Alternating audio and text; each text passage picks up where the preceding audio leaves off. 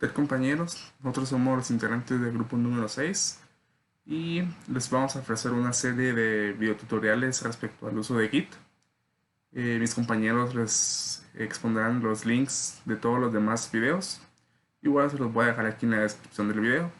Esa es la primera parte y como objetivo para nuestros videos es que ustedes tengan un método donde apoyarse, no solo los manuales que también les vamos a compartir, sino un método visual en donde ustedes puedan visitar en cualquier tiempo y sobre todo que ustedes aprendan lo importante que es el uso de Git. Entonces, para empezar, vamos a hablar y vamos a sentar las bases de qué es lo que es Git y para qué es lo que sirve. Entonces, vamos a empezar. Creo que todos ya sabemos qué es Git. Lo hemos utilizado en algún momento en nuestra carrera estudiantil o ya que nosotros pertenecemos a el área de informática, pues siempre hemos escuchado ese término. Y Git es el más popular y se ha vuelto la herramienta más indispensable en estos tiempos que todo programador y desarrollador debe dominar. Y es porque cada proyecto va creciendo, los requerimientos son más grandes y es sumamente indispensable que tenga un control, tener un como diario en el cual nosotros podamos registrar todos los cambios y no perder ninguna información de este. Una de las mayores ventajas en las cuales tiene Git, en las cuales se la vamos a presentar,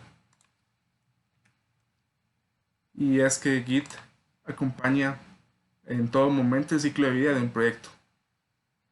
Cuando hablamos ya de un proyecto, pero de un proyecto real, un proyecto laboral, empresarial, este sufre muchos cambios y no se mantiene en el mismo estado durante todo su desarrollo, ya sea porque se contrata personal al inicio que a las semanas o a los meses se retiran o incluso son despedidos, se contratan nuevos desarrolladores o lo que sucede normalmente que el cliente cambia el enfoque del proyecto o piden más módulos o quiere que cambien más herramientas.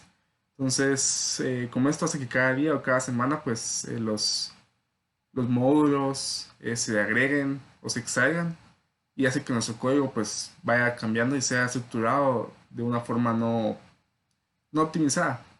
Es como que ir parchando un código y al final pues no sabemos qué es lo que hemos hecho y se hace muy dificultoso pues trabajar en base a eso. Entonces gracias a eso pues tenemos el uso de Git y hacer todo esto pues sin una herramienta es un poco difícil. A puro control, digamos, supervisión física o tener una herramienta física, un papel, un lápiz, o incluso tener un Word o un Excel apuntando los cambios, en qué línea, pues es prácticamente imposible con las dimensiones de los proyectos de hoy en día. O incluso pasándonos un poco más avanzado, pues usar herramientas como un correo electrónico, las redes sociales, las de mensajería, o memorias USB, discos, e irnos pasando esos códigos o las implementaciones de nuestros compañeros de desarrollo, pues es muy difícil y ya casi no se utiliza. Es una mala práctica también, es completamente desordenado y sobre todo en un ambiente laboral, pues no es viable. Entonces, por eso es que existe Git. Tenemos que es Git. Pues Git es básicamente un sistema de control de versiones. Tenemos también conceptos muy importantes. Eh, Esto prácticamente es como Git, o mejor dicho, el sistema de control de versiones. Lo que nos proporciona es un manejo de todos estos tipos de herramientas. Como podemos ver ahí, lo que nos soluciona Git es tener varias desarrolladores y personas trabajando al mismo tiempo sobre un mismo código, lo que hace que nuestra implementación pues sea bastante fácil. Y como vemos, su principal característica es que es distribuido, o sea que hay una línea del tiempo en la cual todos nuestros códigos pues se van insertando, se van obteniendo, se van cambiando Y vamos a ver más adelante que todos estos cambios pues llevan un log, llevan dentro de sí un desarrollo que es bastante útil a la hora de que nos trajemos. Como podemos ver, pues cuando uno trabaja en una empresa o un proyecto de desarrollo propio con compañeros o personas a larga distancia, pues tener el código que uno implementó y usarlo en otro módulo de alguien más o que alguien más use nuestro código, pues es muy complejo.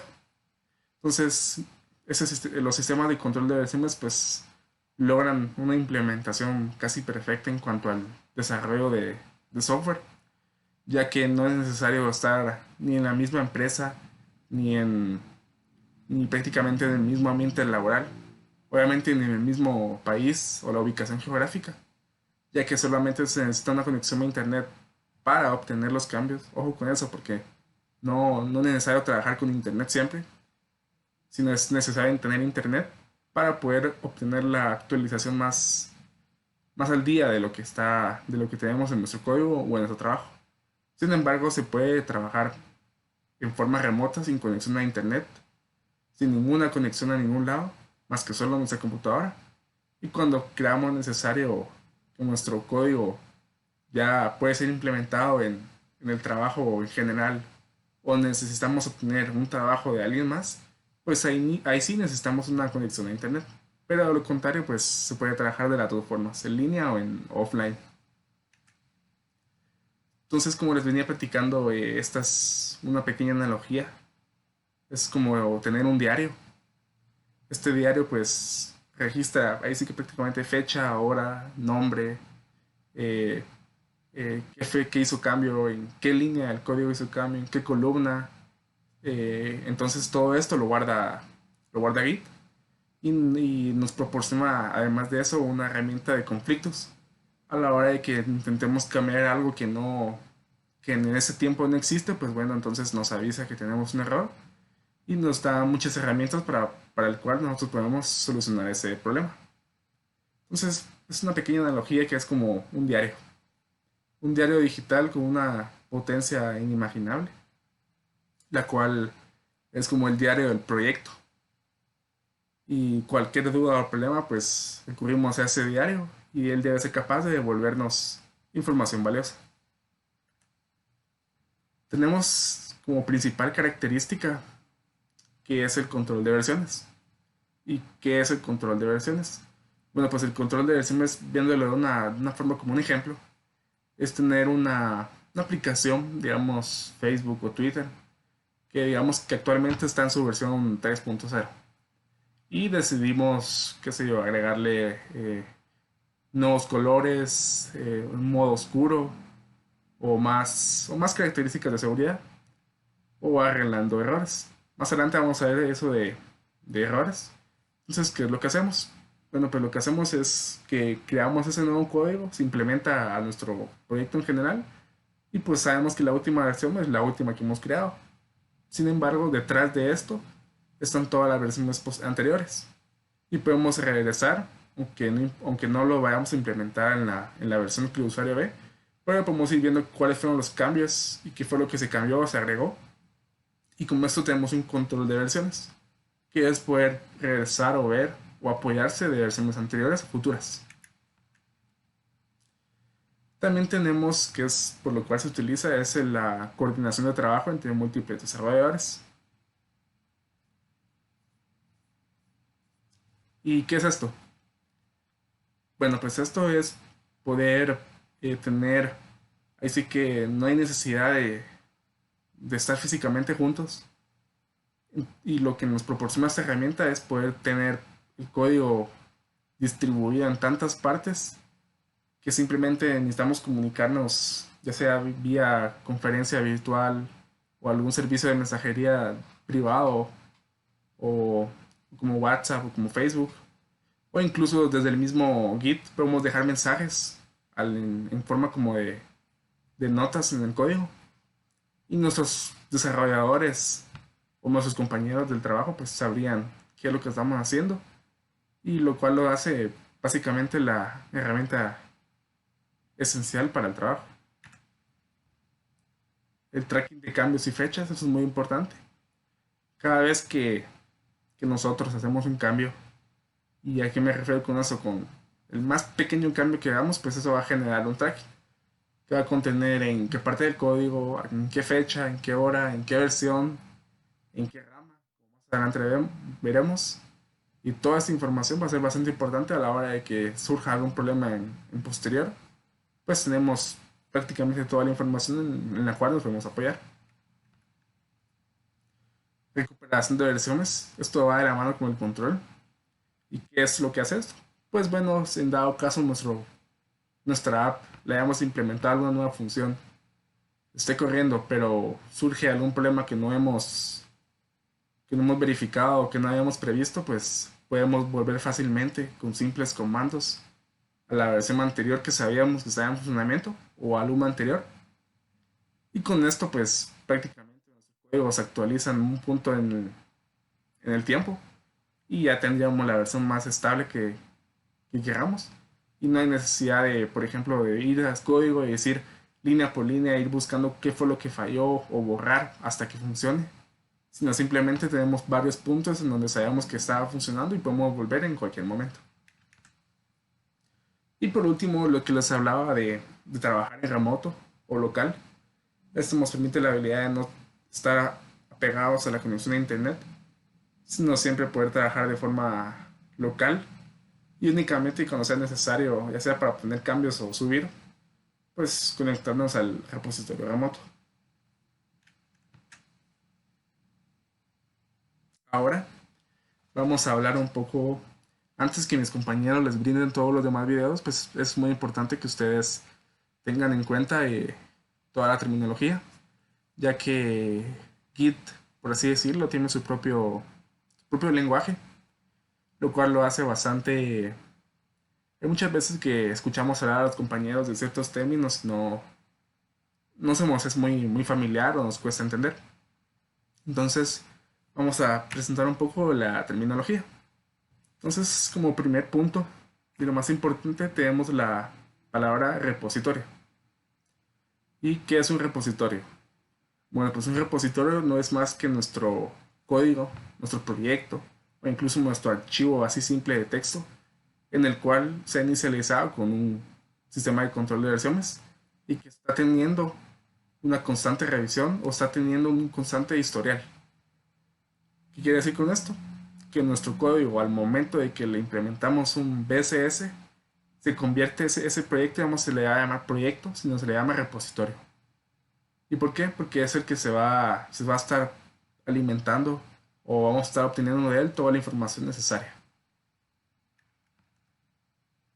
Entonces, como podemos ver aquí en la imagen, nuestro repositorio casi siempre se visualiza como una carpeta, nuestra carpeta general, de la cual se extiende en una línea de tiempo y la cual nosotros podemos obtener o insertar código al repositorio, de forma local o remota, como ya veremos adelante, y cuáles son sus diferencias. Entonces, como podemos ver aquí, tenemos tres diferentes códigos, tres diferentes desarrolladores, si lo pueden ver así, en lo cual tenemos nosotros la posibilidad de insertar información u obtener. Partiendo de esta imagen, también tenemos la siguiente terminología, que es un commit.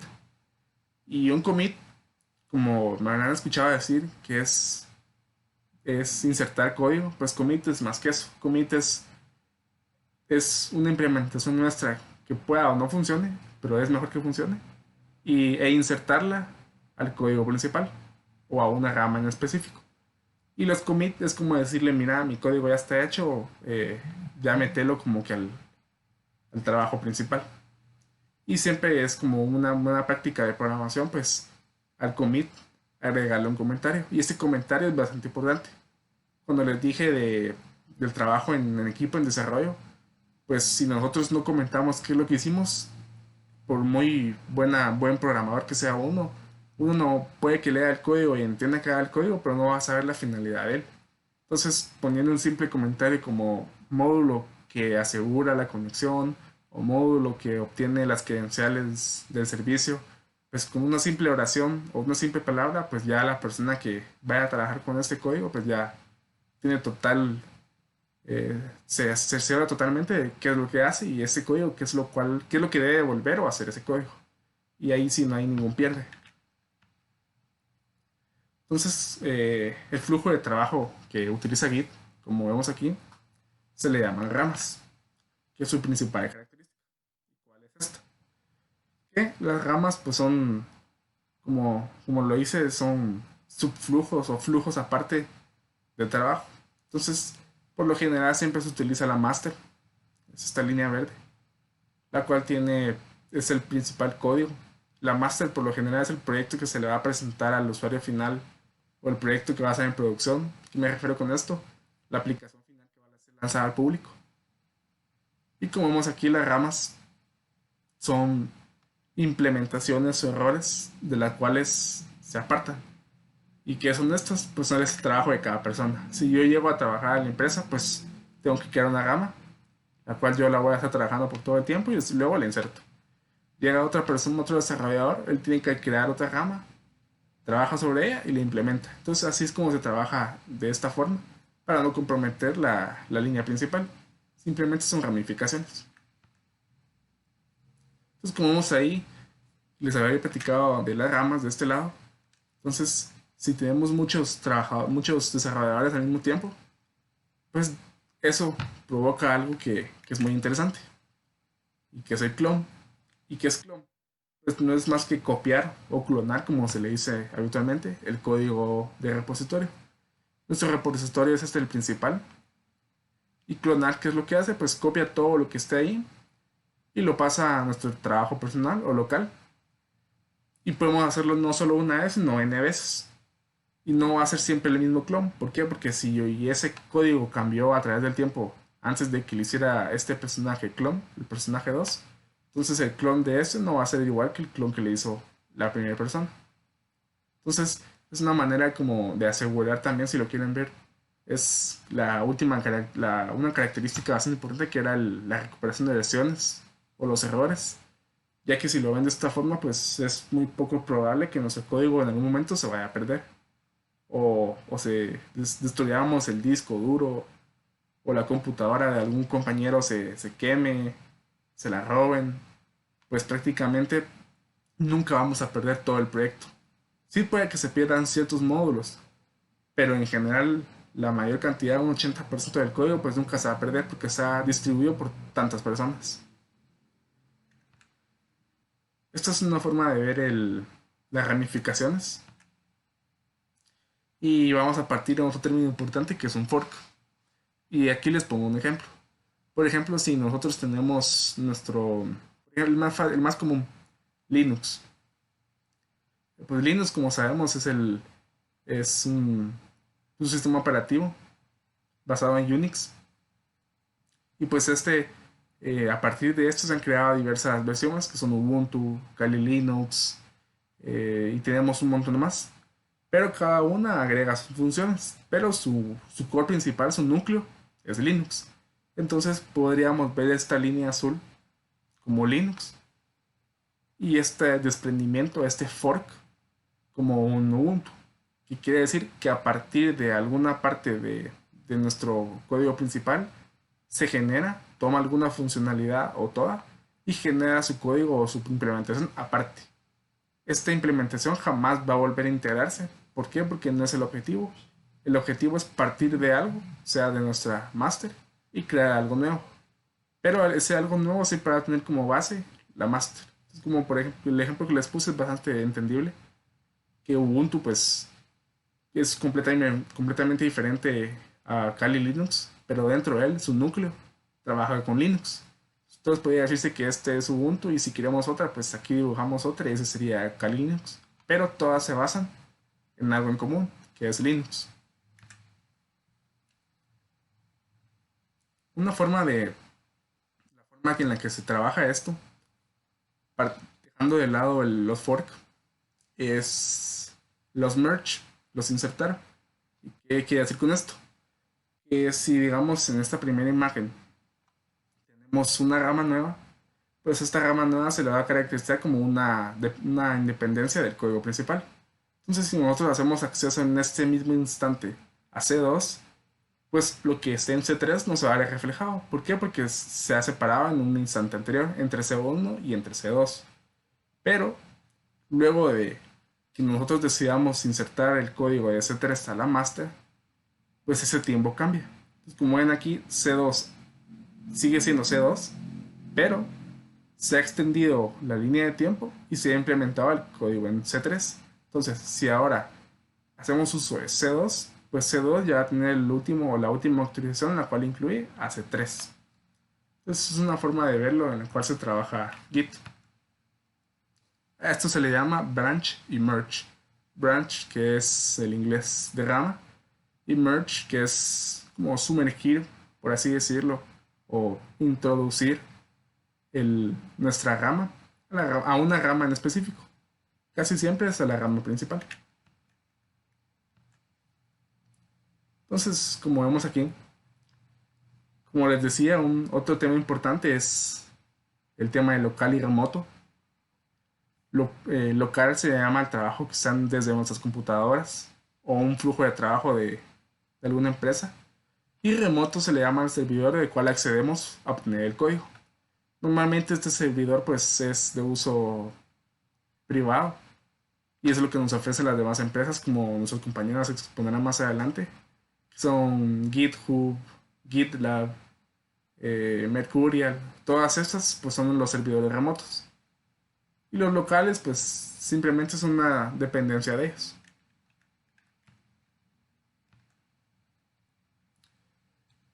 Como siguiente punto, tenemos que el flujo principal de trabajo o la forma en que se debe trabajar. Si se dan cuenta, yo antes les había articado sobre la master y de sus ramificaciones, pero en el ambiente laboral no se trabaja de esta forma.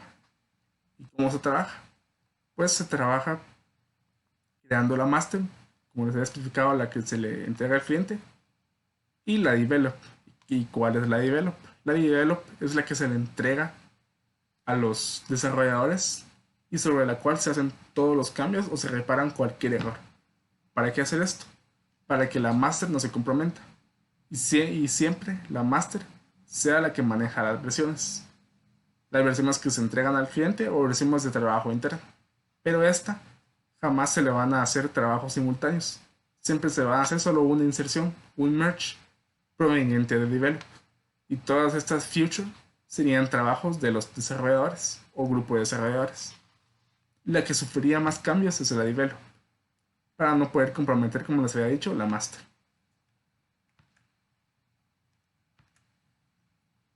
Entonces, como vemos, eh, este es un mapa común simple de lo que es las ramificaciones y los bugs, como dice ahí, que es un desprendimiento que, que arregla alguna implementación del código y cuando ya esté lista, pues se vuelve a insertar. O una nueva new feature. Esto quiere decir que nuestro código tiene una nueva funcionalidad, pero no es el principal. Podría hacerse como, por ejemplo, Facebook, su Facebook Lite, que es Facebook, pero tiene un enfoque diferente al menor uso de recursos. Entonces puede decirse que Facebook Lite es una ramificación de Facebook, o sea, una nueva funcionalidad, pero esa parte. Porque hay cambios que se hacen a Facebook Lite que no afectan al Facebook que conocemos. Estos pequeños códigos que les estoy mostrando, pues más adelante los van a especificar y un uso más en práctico. Pero para que tengamos en cuenta que esta palabra staging area es como el intermediario entre el trabajo entregado y el trabajo nuestro, que es como tener papel, digamos, en un lado derecho tenemos las tareas por hacer y en un lado izquierdo tenemos las tareas hechas. Y el staging area es eso, son las tareas que ya están listas y pueda pasar o no revisiones. Entonces, como vemos con Git Add, lo que hacemos es añadir todos los trabajos, tareas que hemos hecho, se colocan en un área intermediaria y con Git Commit lo que hacemos es decirle, mira, todo lo que esté aquí en mi área lista, subirlo a mi repositorio. Si digamos, luego de hacer hemos cambiado y hacemos commit, pues el commit lo único que va a jalar es lo que esté en la carpeta de listo. Y este listo normalmente se coloca en nuestro trabajo local. Como les especificaba más adelante mis compañeros, a un ejemplo práctico. para que ustedes logren ver el funcionamiento de este link. Esta imagen es bastante importante y es la que refleja todo el flujo de trabajo.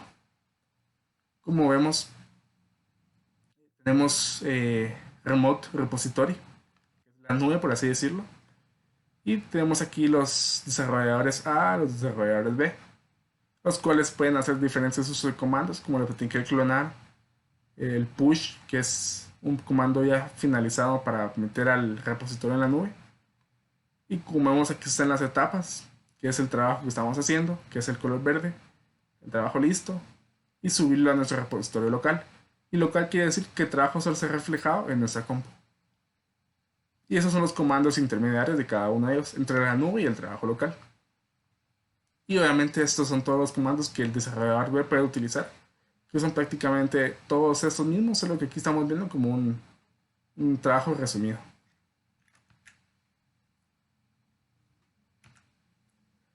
Y por último, todos nuestros videos tutoriales se tratarán del uso de GitHub, de Git, obviamente, que es el sistema de control de versiones, y Visual Studio Code, que nos aporta bastantes herramientas para el uso de este. Y aparte, pues veremos también otros no tan sonados software que siempre brindan bastantes mejoras. Y sobre todo veremos una de las añadidos que nos da GitHub, que son sus GitHub Page o su manejo de proyectos, que es bastante interesante y que como vemos es su apuesta o sea su diferencia en el mercado, por la cual nosotros podemos elegir GitHub, que son todas sus funcionalidades extras que nos dan. Entonces, eso es todo por el video en esta parte, el video de introducción, y puedan obtener los demás videos en los cuales ya tenemos un ejemplo más a profundo y más práctico. Gracias.